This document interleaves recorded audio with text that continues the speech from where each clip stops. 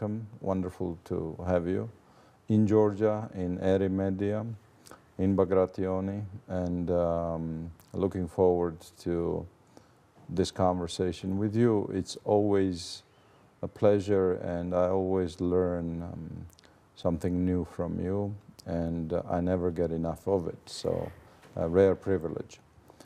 I'd like to start, and maybe we can keep this as fluent and liquid and informal as it fits our friendship, if you don't mind. And I would propose that I ask you questions that interest me and our part of society vis-a-vis the United States, and be glad to answer whatever questions you may have with regards to Georgia.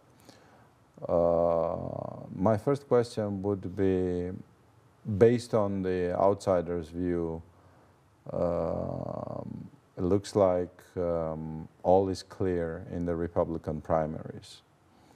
And anything, God forbid, short of a bullet, I'd be very surprised if it's not Trump who comes up at the top. When we spoke a year and a half ago, the picture was somehow different. Ron DeSantis seemed to have a higher percentage of probability.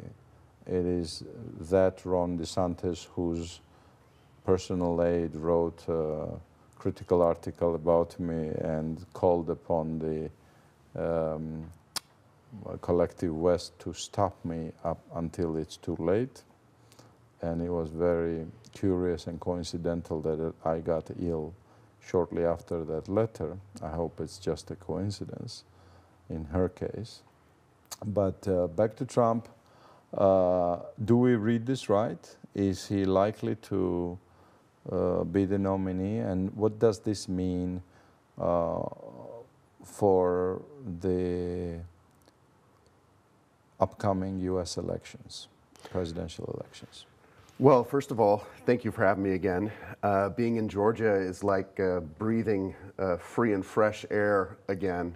I don't know that people realize, looking from the outside, how difficult the situation has gotten in the United States for conservatives. And you read the press and you see that Donald Trump has been indicted again, and it's happened so many times, people have gotten used to it.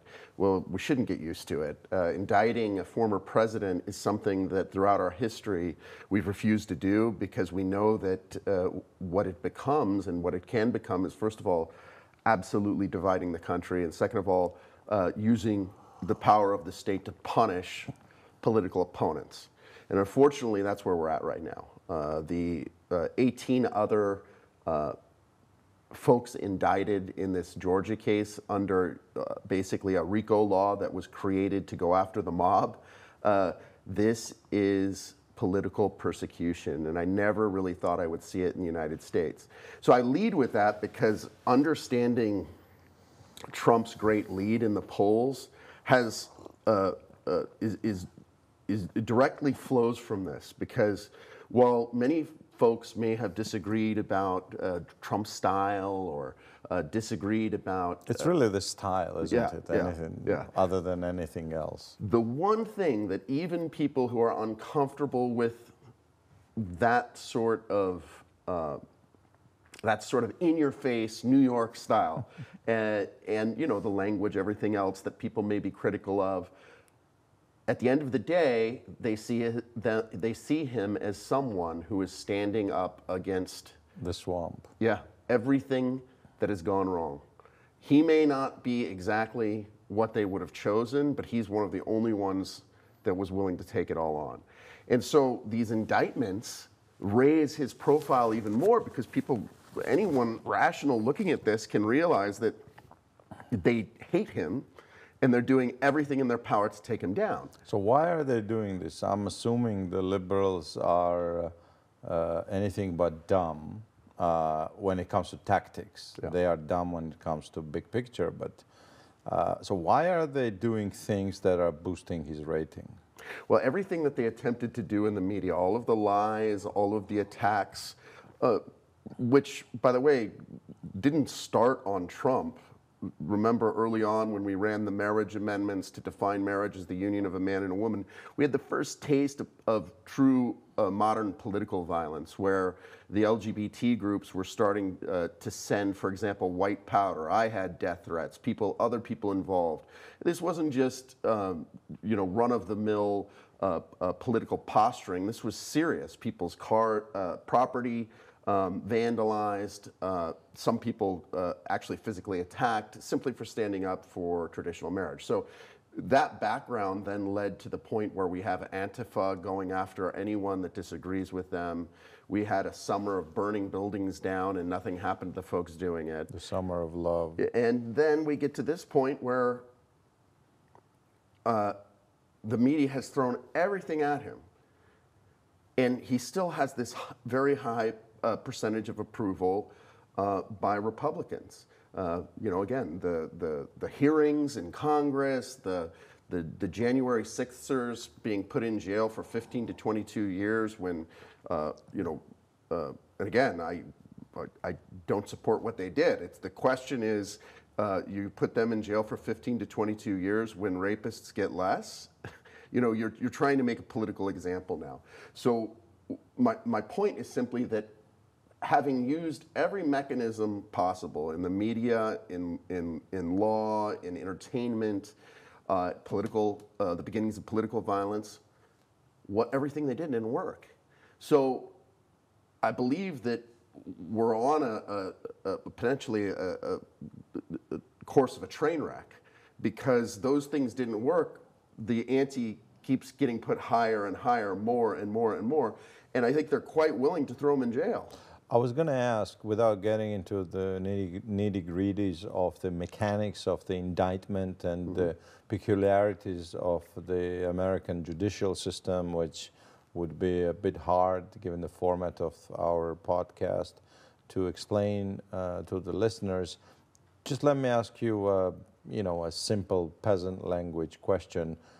Is there a chance for him to be thrown in jail before the election or not? Yes, there is a chance. There is a chance. There is a chance that he could be convicted. Perhaps they don't put him in jail. They just convict him, and then you have then there'll be a forced constitutional crisis to try and claim, since he's convicted, to make up the law to say you can't become president. And then we're on a real. That's why I say it's a train wreck, because rational people will say, you're clearly, all you're doing is trying to make sure that he doesn't have a chance to get into the White House, and you're using every mechanism, including the law, to stop it. And they will, come rally around their side. The rest of the country, those that realize what's gone on, will rally around their side, and who knows what will happen. I don't know what will happen. So, in politics, a lot of times you can be right or wrong, and so you'll say, well, Trump could be the nominee. That's very likely, but Ron DeSantis is coming up, and that's a possibility too. Rarely is it indeterminate. So what I'm saying here is that because everything didn't work, they're pushing this to a conflict that is indeterminate, because it's better to have that than to have what's happened before, which is Trump keeps gaining in the polls. One of the polls just a day ago was showing him 1 point ahead of Biden. So even with everything that's gone on. So I think that the paradox here is that all of the attacks are not meant to necessarily only have someone else be the primary candidate, win the Republican primary. The attacks are to go all the way to the end, to potentially to have him convicted, and to then make an argument that he can't run at all. My last Trump question would be, when I was standing the ground I was standing for all these years, the only reason I felt relatively safe was that I abstained from entering what you would call practical politics.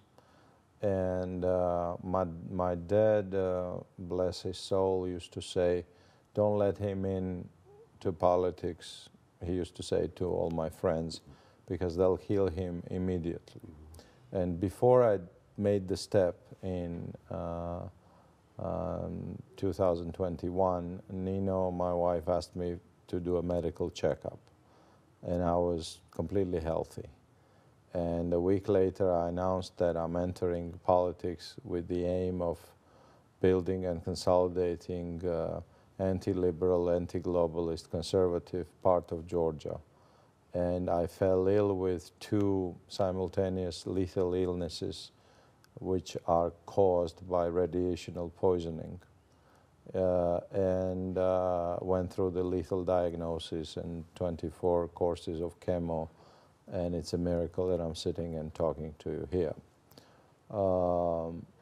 So I speak out of very bitter experience and not a single blip of investigation or anything was done by those forces who don't want Christian conservative values to be heard anywhere in the world, let alone in a place like Georgia.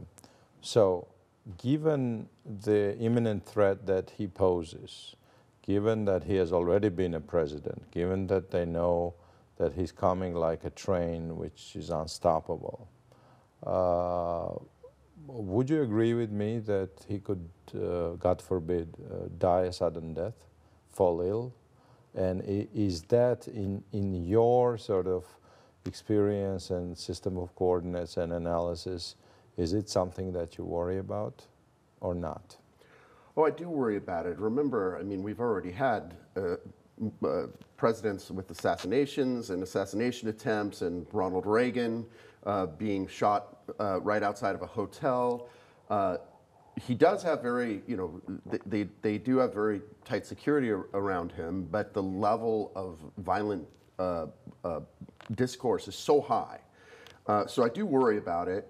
I think that the fact that he, you know, that he's been protected for so long, that's very good, but the threat of political violence in the United States has never been higher. They had someone outside of one of the Supreme Court justices' home with a gun.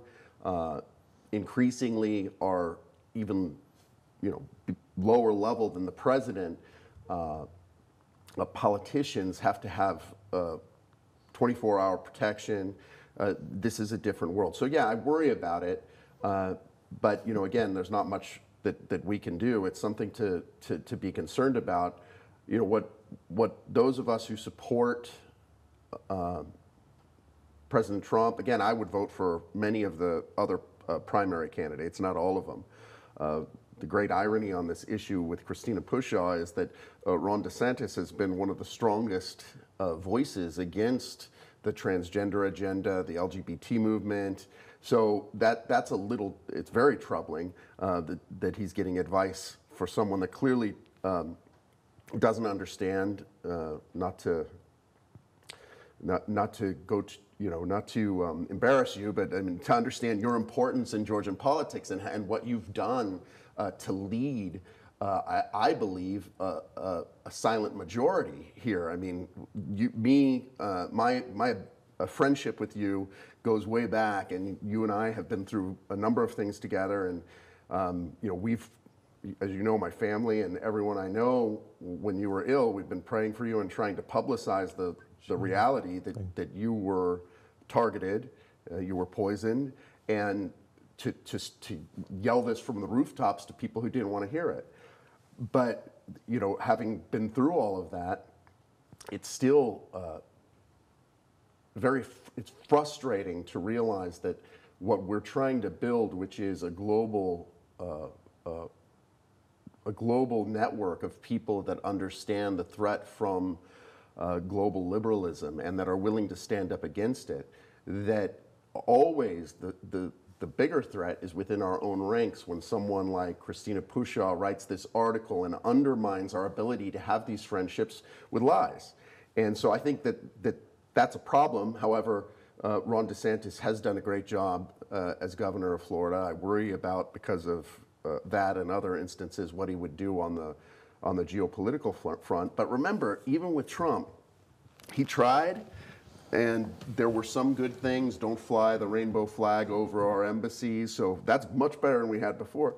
But many ambassadors stayed the same. They weren't changed. My hope here is that if he gets through all this and he's able to have a free, fair election and he wins, that he's seen more than anyone what our opponents are willing to do.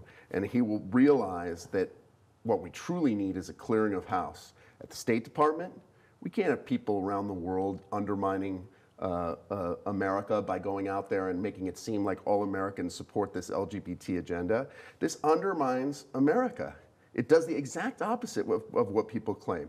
So I think that you will see a much more aggressive President Trump in a second term. So I hope for that. It's a long way to that. We'll see. Again, I think it's indeterminate as far as how far they push using the law to throw him in jail and convict him.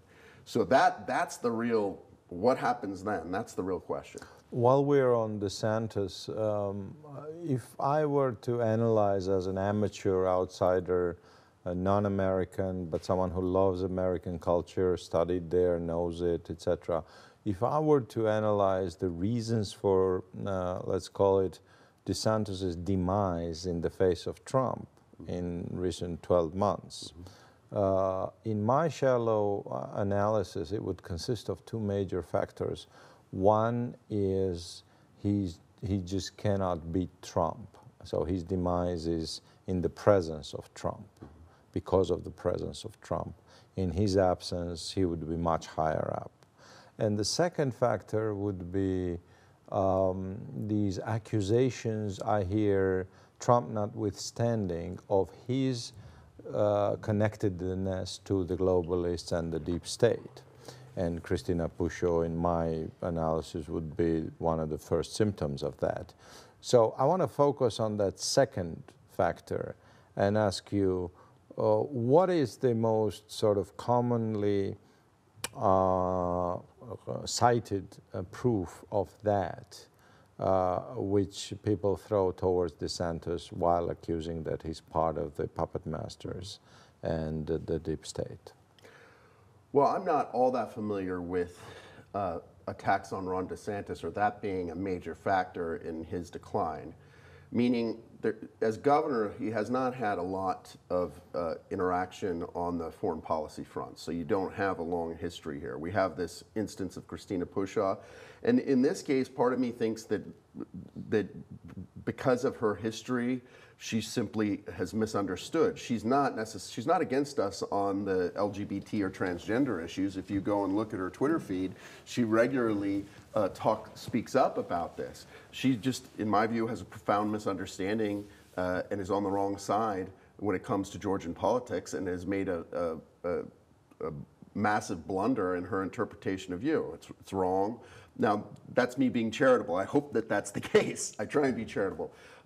Maybe that's not the case, but I still would say that it's worth taking effort to have discussions with those around Ron DeSantis, potentially Ron DeSantis himself, to say that there's a concern that if you got into power, you would treat people that are leaders on our side as enemies, and we can't have that.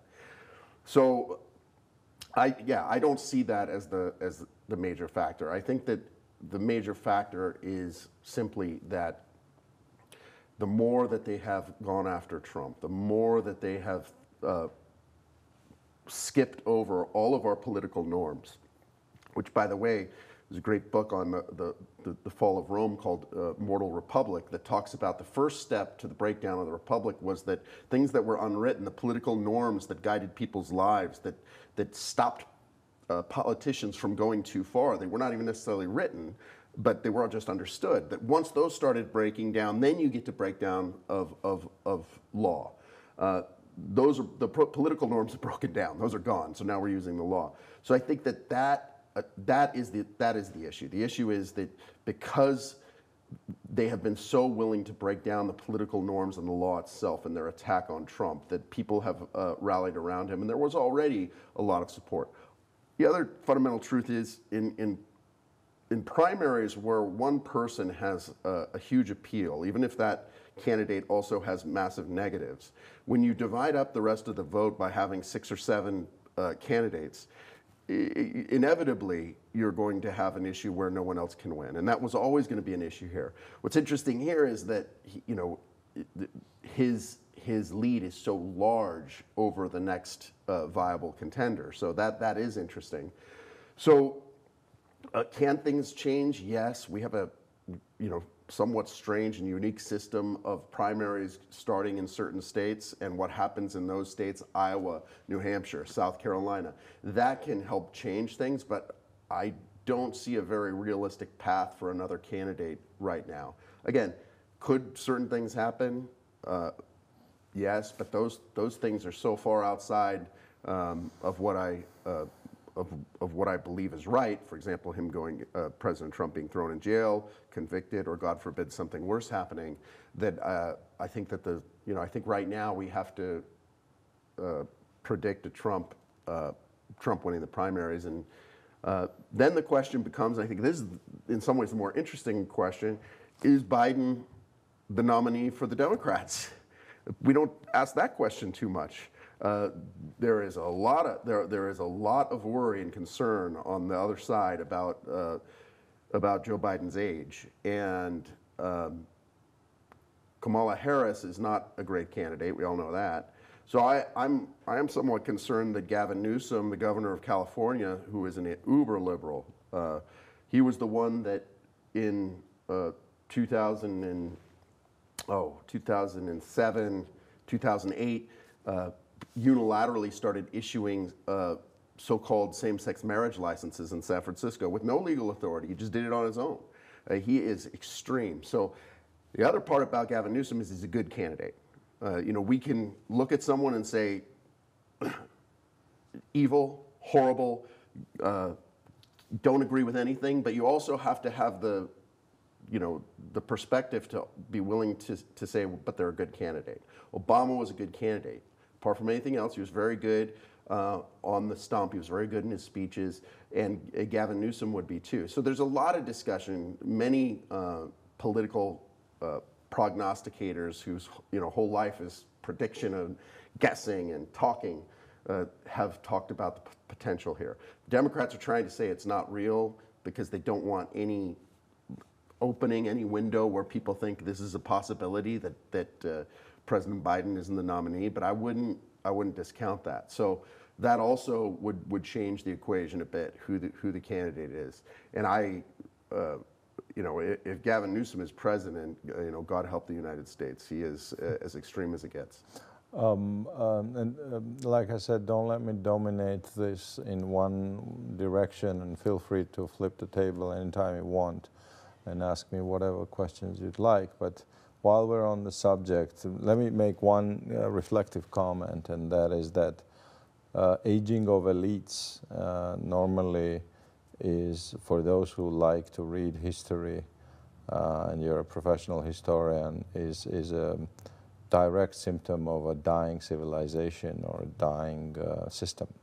And it so happens that when we were younger than now, we witnessed that vividly in the aging of Politburo and fading it away after Brezhnev, Chernenko, Andropov, sort of one after the other.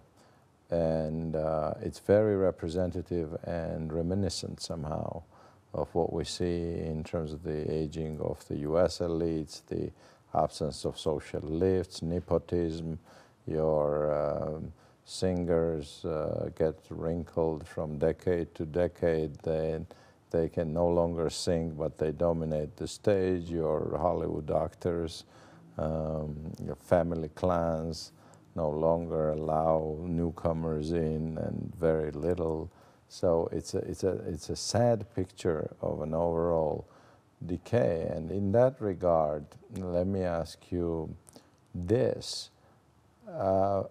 Is it true that given the state of America's foreign debt, that the processes have gone so far out of hand, and the war is so necessary to to keep the industrial military complex going, to keep the power of US dollar omnipresent around the globe, to enforce it as a reserve currency, that it doesn't really matter vis-a-vis, for example, the Ukrainian war, who wins your elections. Whoever wins, you know, Trump says he'll end it in a day, but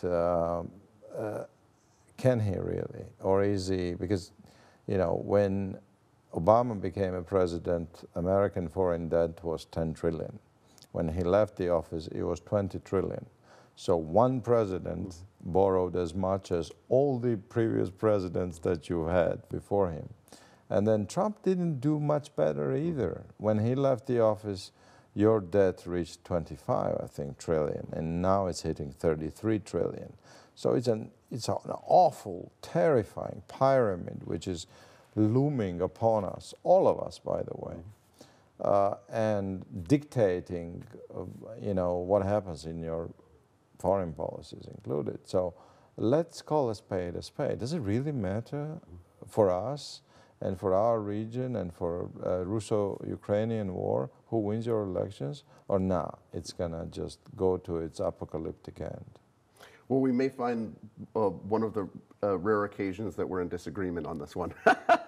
I do think it matters. I think it matters a lot. I don't think we're at sort of late stage. We're not at a point where there is no way to vastly improve the situation.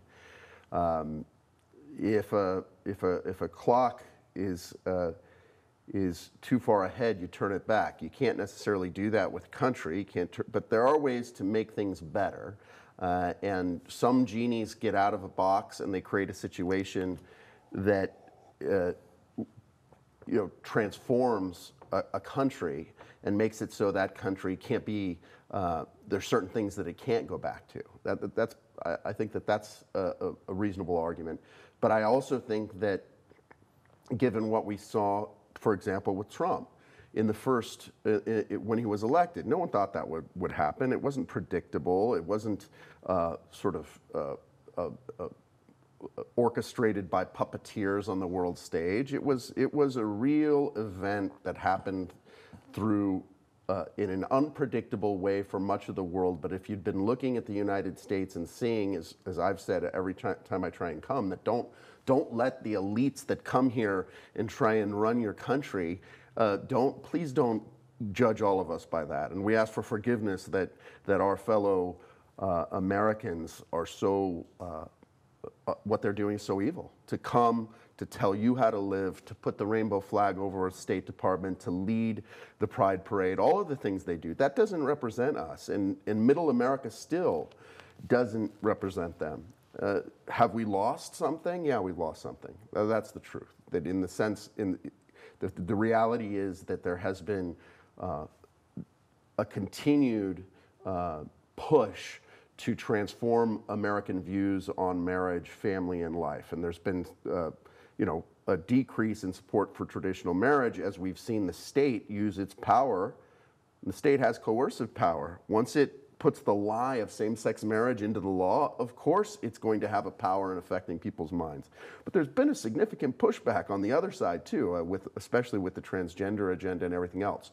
So let me loop back to the original question. I think that who is next president can have a very big impact on what happens in this region, what happens as far as our foreign policy and geopolitics. I'm not a professional historian. I thought I was going to be when I was studying, but I instead was blessed to be able to be involved in fights with you and others around the world on life and family. But one thing I always rejected was what's called the Whig view of history, the notion that history is determined by outside impersonal forces and that we can read from the past what will happen in the future almost like a machine. That is not, in my view, the way history works. Men and women rise up in ways that are that go against whatever the dominant paradigm is, whether it's in the medieval period or in the Roman Republic or in the ancient period, and new things occur. And especially with the incarnation, with Christianity. There is always the hope that that men and women, a leader, a group of people will stand up for truth in the face of evil, and that will be a light to others. I still believe that there is imprinted on every man's soul some light, some image of what truth is, and you can only push. I mean, I don't believe that you can that a lie can't last for a long time. It can last for a long time. But I feel like we're at a point right now where the conflict is heading in such a direction that people are going to have to choose if they're going to stand for the truth or they're going to capitulate. And I think that a leader that changes policies, and frankly, even I had questions, talking to my wife about Donald Trump initially, but I determined, as many people did, that he's who I would vote for. And I was pleasantly surprised with some of the changes he made. I mean, changing our Supreme Court so that we overturned Roe versus Wade. Many of us thought that would never happen in our lifetime. So you can say, well, so many other bad things have happened, Brian. But yeah, that's true. But when you say, looking at our past, that Roe v. Wade would never be overturned and we would have abortion on demand throughout America, and that only a crazy person would say that one person would be able to change it, you were wrong if you said that. So there's a number of things that did happen that were very good that give me hope that more fundamental changes can occur. Now, if we have a Gavin Newsom or a second Biden term, I don't know. I don't know how. It becomes increasingly difficult to sort of claw ourselves out of this pit the longer this goes on. We just had a ridiculous briefing 2 days ago by the representative of Georgian intelligence who said foreign powers, wink, wink, we're not going to say who, are planning an overthrow of government in Georgia. He went ahead and named names of people, called them terrorists, and said they work for among other things, for the Ukrainian government. And then he said, we wanted the public to know. Now, normally under the basic logic of at least modernity, before modern absurd chaos we live in, if a country's intelligence comes out and says, we have a governmental overthrow coming, after such an announcement, you'd certainly have some arrests of people suspected in the act of terrorism. And here we have nothing. We don't even have cancellation of legal rights of the non-governmental organizations who were named as participants in this terrorist act. And so the society is yet again bewildered by what happened. And in a way, it's not news to anyone who is thinking politics in Georgia, because this has been in the air ever since the Ukrainian war started. The new incoming ambassador, Danigan, I forget what her first name is a specialist in color revolutions. That's like her acclaimed speciality. Here is the question, assuming there are no surprises and they really want to do it, why? Because if they succeed, let's say they have another yet, I don't know, I lost count, I'm told 82, they had 82 government overthrows, US State Department since World War II around the globe. So let's say they have a number 83 here. And let's say they install some Saakashvili-type maniacs, Russophobes, who immediately cause us to go to war with Russia, open second front. With all due respect to our men and our warriors, Georgia is not Ukraine in terms of the sheer size, quantity. It's not going to take much from the Russians, like we've seen in 2008, to just steamroll us over, and they lose the country. So why are they doing this? If they are instigating the color revolution, they're basically voting for losing the presence in the country. And then, depending on the scenario, how it pans out, you could see either the pictures that like those in the airport of Kabul or some other type of withdrawal, but they'll be kicked out, right? So what is their logic? Or do they have no logic? Are they just out there as pyromaniacs to cause as many fires around Russia as they can, and I don't care who burns down in those fires? Well, you know your region much better than I do, so I'm gonna. But you know the logic of Americans more than I do. So. Well, sometimes I think I do, and sometimes not, because sometimes it doesn't appear that there is a logic.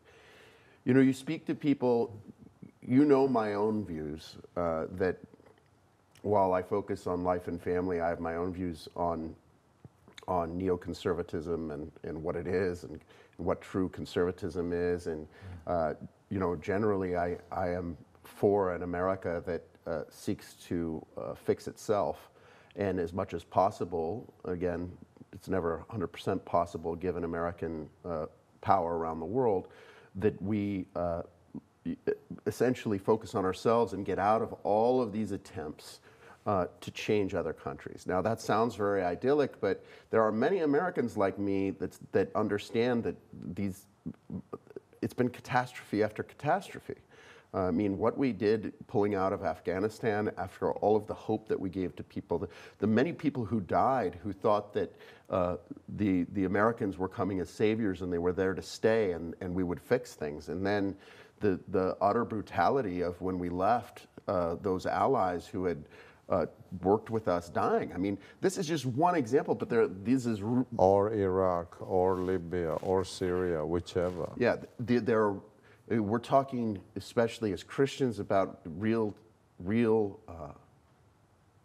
just death and destruction. And, you know, on one level, it starts to not matter much, you know, where it came from, whether it came from misguided policies. And I do think, again, it's easy to say, well, it's just a group of people at the top that want money, or it's just an ideology of destruction, or I think it's a mix of things. But one of the things that really allowed it to occur was a profound misunderstanding of both human nature and of what a good foreign policy is. And I do believe that there were many people who called themselves as conservatives who were not necessarily evil people, but had such a fundamental misunderstanding of what democracy is, of what it means to allow people to choose their own paths, and just such arrogance that we were going to transform the world into a bunch of little Americas and disregard all of the things that make different people unique.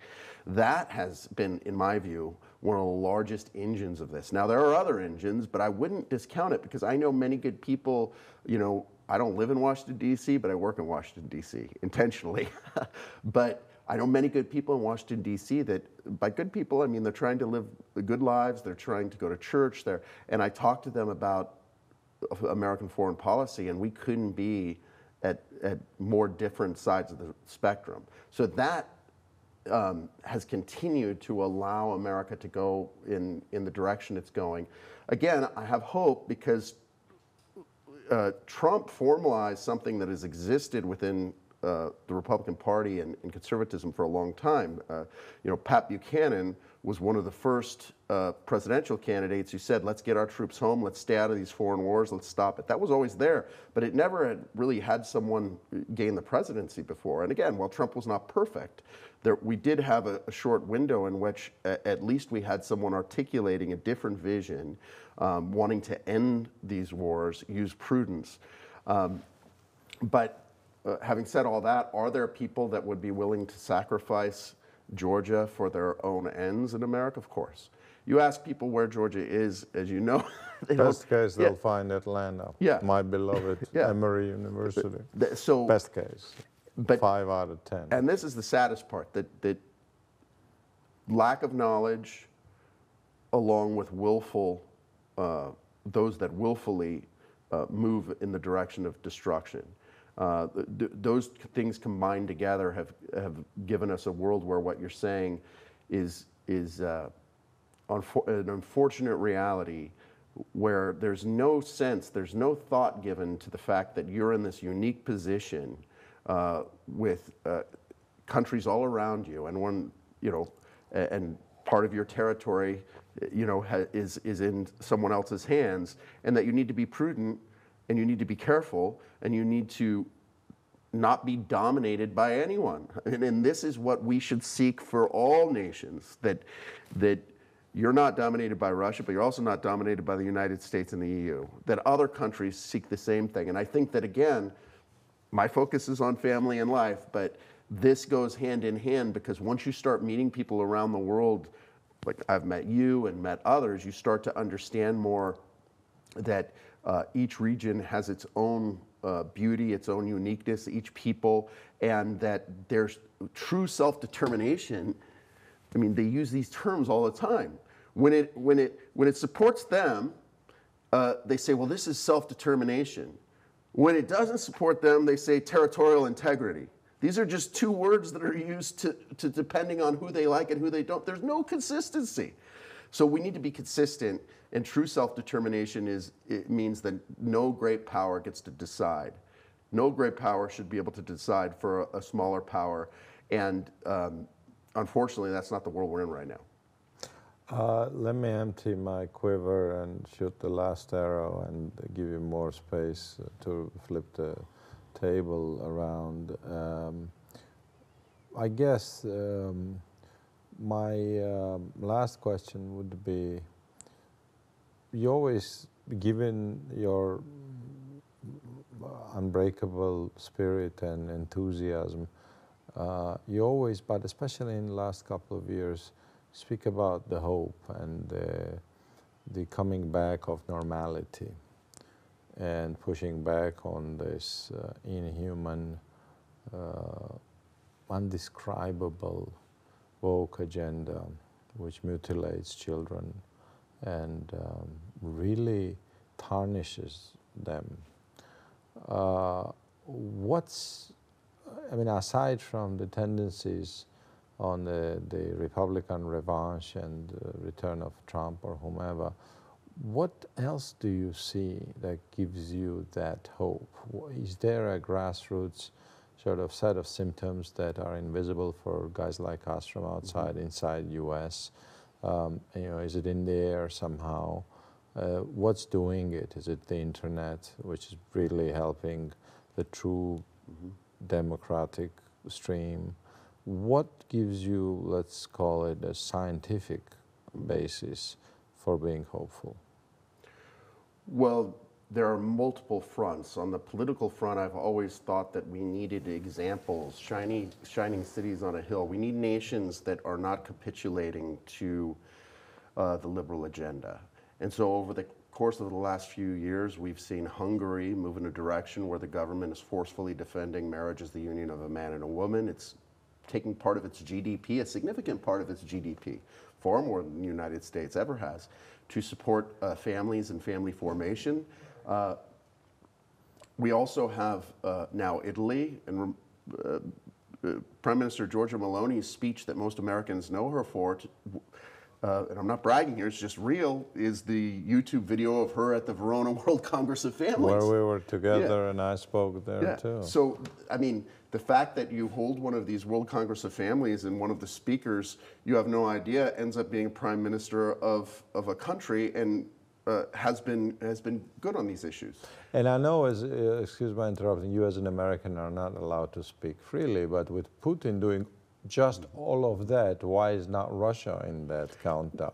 Well, obviously, with where we're at right now in the United States, part of this use of the state, the power of the state, is that anyone that questions anything regarding Russia, even if you're critical of what Russia does in certain areas, but you also say that standing for life and family is great, immense pressure is brought to bear on people. And, you know, we've seen...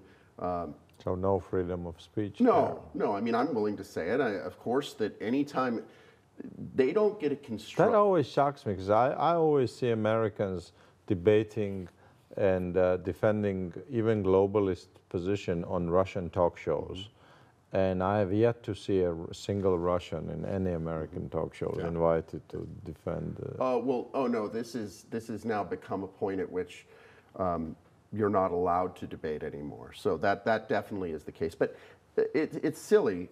Any country, from China to Russia to Ukraine, any country, if they have policies that are good, you should point to that. If they're going in a direction that's good, even if you disagree with other policies, it's just childish. It's kindergarten. It's totally illogical to say, well, you're only allowed to say nice things about the countries that do almost everything you like one way. I mean, it's just absurd, but that's where we're at. So yeah, Russia opposing a lot of the LGBT agenda, but there are other countries, and again, they may fundamentally disagree. Poland, and so these countries. Poland has done a good job on marriage and family and life, but even though these countries geopolitically have very different positions, what you do see is that you're now having states stand up in ways that they didn't before. So that gives me hope. Of course, we care about the people, we care about the grassroots, we care about the day-to-day, but you also have to have political power in order to turn back much of what the liberals have done. You're not just going to be able to do this through culture. Culture is important, movies are important, entertainment's important. So the second thing is entertainment. Again, I don't believe that politics is somehow we're wasting our time. It's critical because it's the exercise of power. And unless we have some ability to exercise power, we're not going to be able to correct some of these great evils. Secondly, with culture and entertainment, we see the Sound of Freedom movie, where this movie that talks about human trafficking and the horrible evils of human trafficking, and which is often discounted in the media. People say, no, that's not really occurring, you're over. So many people went to see this movie, and it I think got nearly as much as these movies like Mission Impossible and Indiana Jones. It had higher sales, and this small studio, the small distributor, Angel Studios, which is very Christian, is the one pushing this. Another movie, Nefarious, did well. You have all of these much more conservative or Christian movies. It started with The Passion of the Christ doing well. People are seeking out something else, even in the level of culture and entertainment. Yeah, I remember attending at your invitation in Hollywood the prize ceremony for Christian movies held by our friend. And Movie Guide, I think. Yeah. It was quite impressive. So, yeah. And finally, when it comes to faith, there are the movement of secularism, the rise of the people who say that they're none. We call them nuns in the United. You have the census. You're asked what your religion is. People say none. And there's been a huge rise of people who say nuns. But really, a lot of those people were just culturally attached to Christianity in the past, and they didn't want to tell the census workers that they don't believe in anything. Now, unfortunately, people are willing to do that, but at the same time, the sort of alienation and aimlessness and lack of purpose that our world has created, people are rejecting. And you're seeing people that are young coming back to Orthodoxy, Catholicism, Protestantism. So that's the view in the United States. I'd love to hear what you think about Georgia and whether the circumstances, especially on faith and the ability to turn, to stand up and fight back against liberalism, where you're at here. I think we've been blessed with a historical figure, which is our patriarch. It has been proven that throughout the history of not only Georgian Orthodox Church, but all Orthodox churches, there has been no other patriarch who served in this capacity for that long. He has been enthroned in 1977. And last year, on December 25th, we celebrated 45th anniversary of his patriarchy. And on January 4th, we celebrated his 90th birthday. Let alone, I mean, it's one thing to just speak of the longevity of the service, but on the other hand, it's obvious and vivid that no other patriarch in the history of Christianity has brought the church from its almost utter and total destruction. Because when he became a patriarch in 77, Georgia only had 4 bishops and 12 priests, and I think 4 acting churches. From that to the level where it is at now. And all of this is connected to this exceptional holy man who is an example of humbleness, humility, and patience.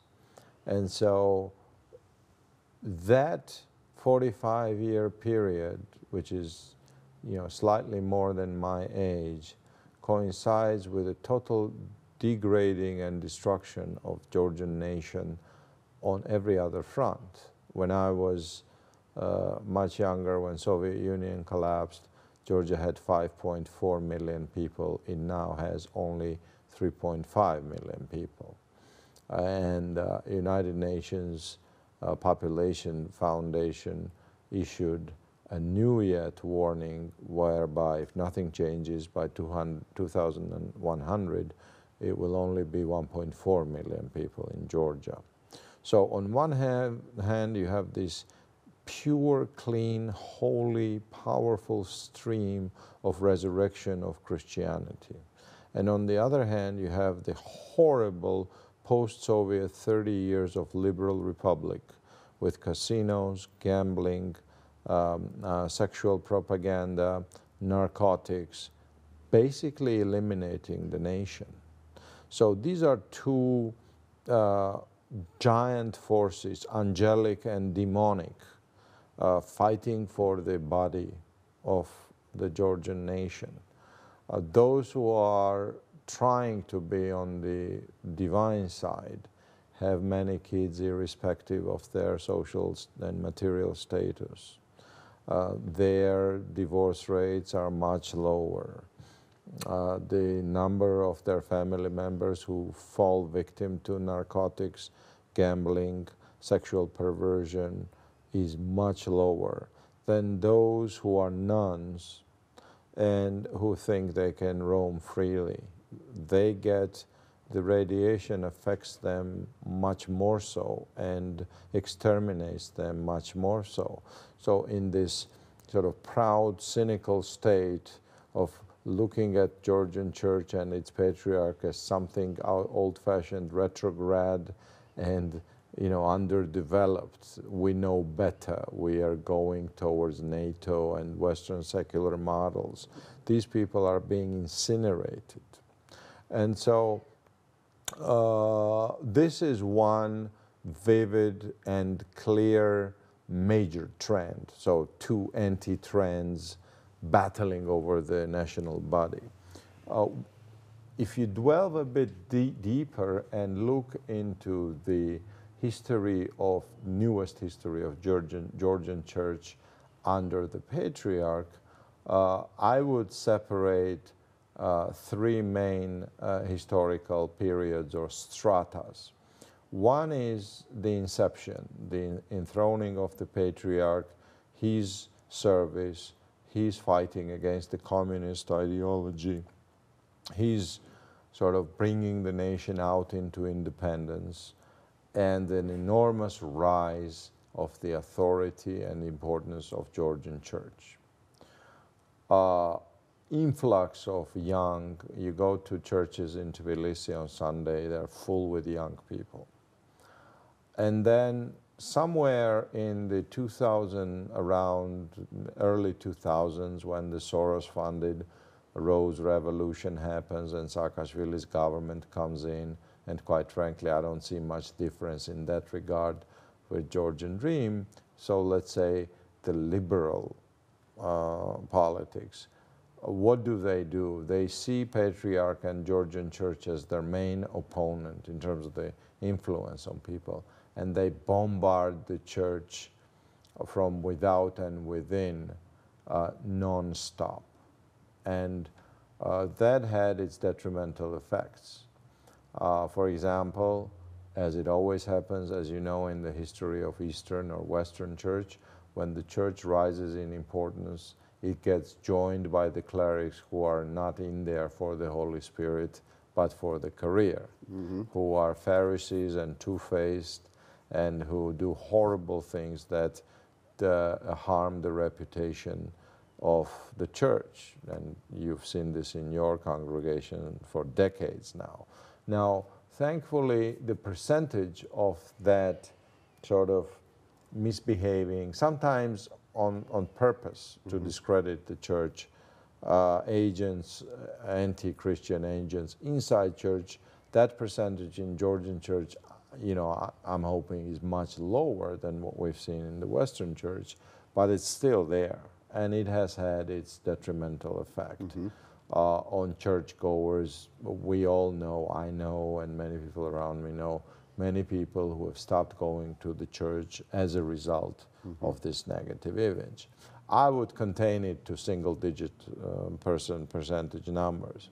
And then the third strata, the newest, is circumventing and stepping over that no matter what, and Patriarch's authority just carrying through this attack.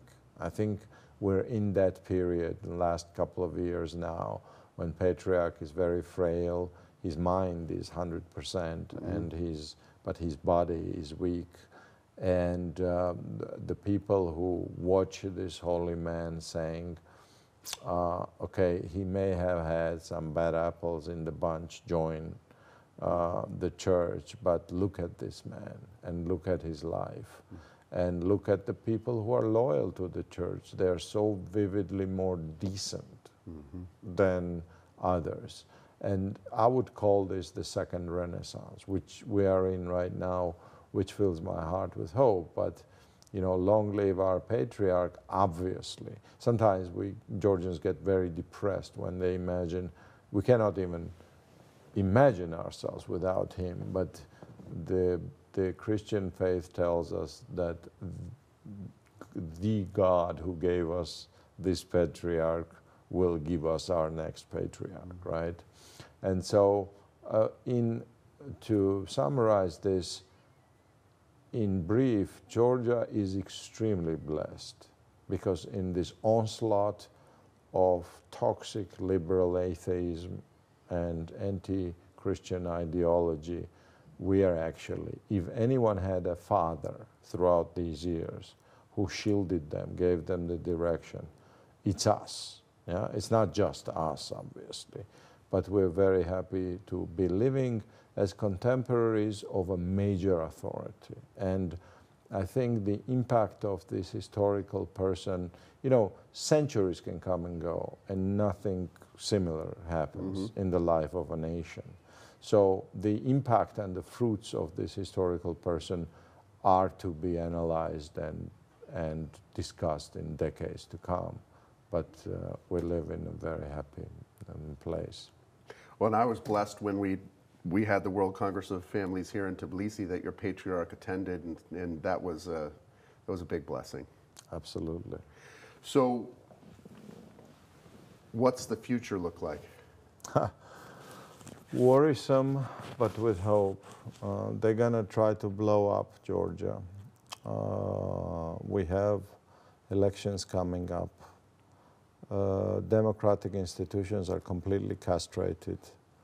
We've moved from presidential republic to parliamentary model, and under the auspices and guidance of Strasbourg and Brussels, we've abolished the last sort of parodies of democracy, so our MPs can no longer run on the basis of public support. They have to be part of a party list. And the right of referendums has been appropriated from the nation. So no more referendum? No, you can have it in theory. Like when they were trying to build this huge dam, which the population was against in western Georgia, and we had huge rallies throughout the country, including Tbilisi.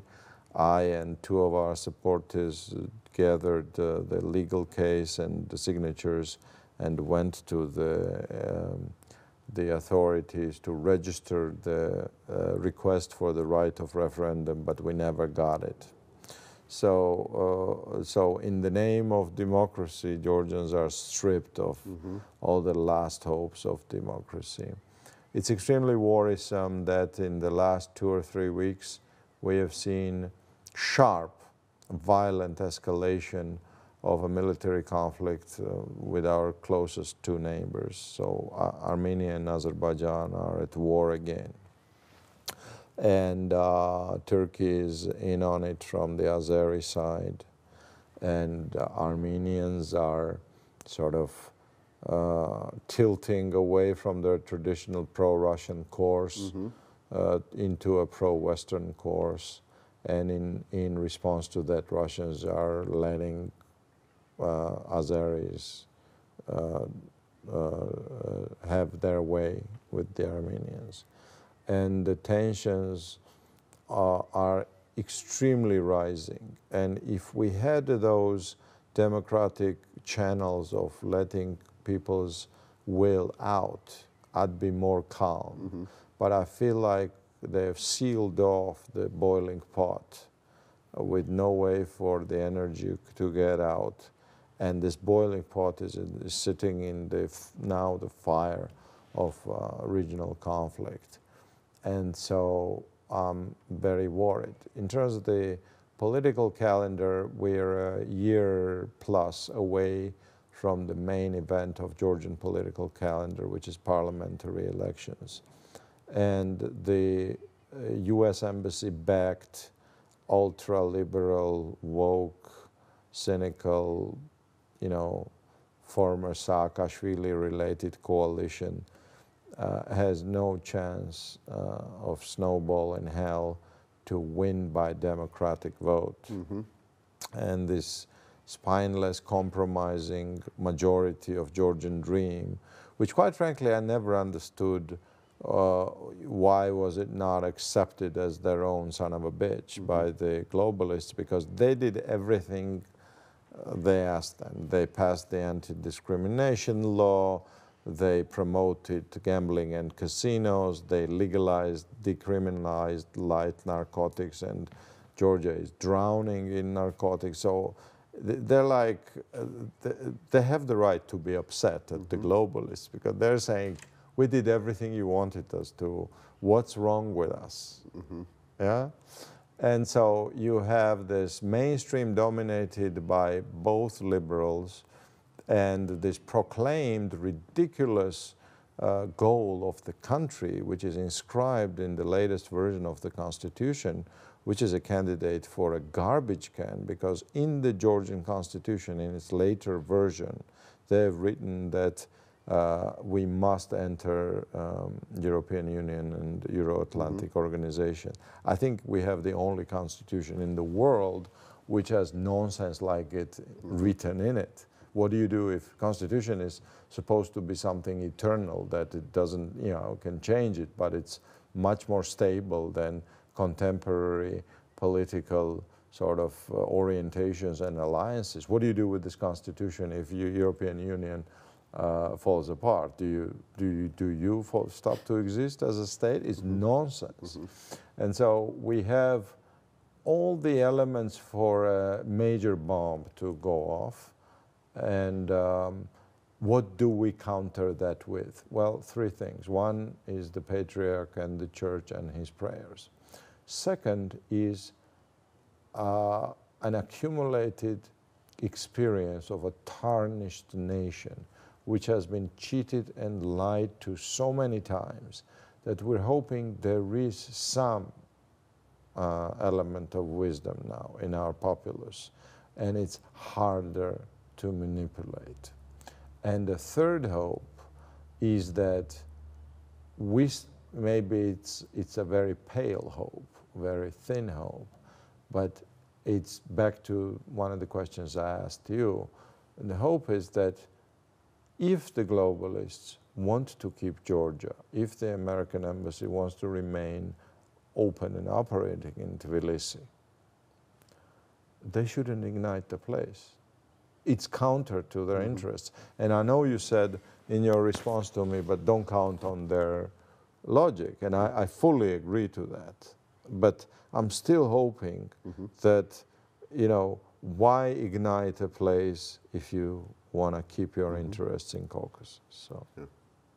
Well, we're together and hoping that that's the case. But I like you, have opened my eyes up to the fact that illogic often dominates these sorts of questions.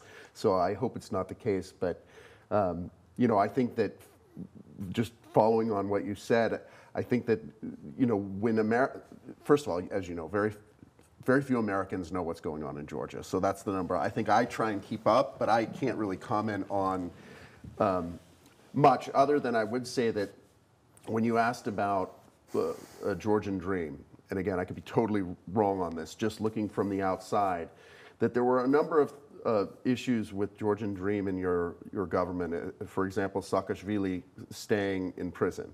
And then there was this issue with this politician who'd done something wrong, and they went and they got him. I don't remember, it was a few years ago. So these very small, maybe small things make it look, when you're looking from the outside, the Georgian dream is more willing to stand up for Georgia and not willing to do everything. And again, I don't know if this is true or not, but that's what it appears. I'd subscribe to that. And it's not good enough. And that's usually, it seems to me that we're now at a point where unless there is total and utter capitulation, unless you, as a political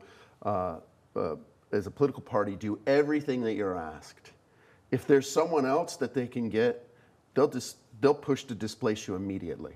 And the loyalty, when you said that they're looking up saying we did everything, there is no loyalty. It is the worst thing that I see is the quest for utter domination, the idea that unless you do it our way, we're going to overrun you, and this is what has to be broken.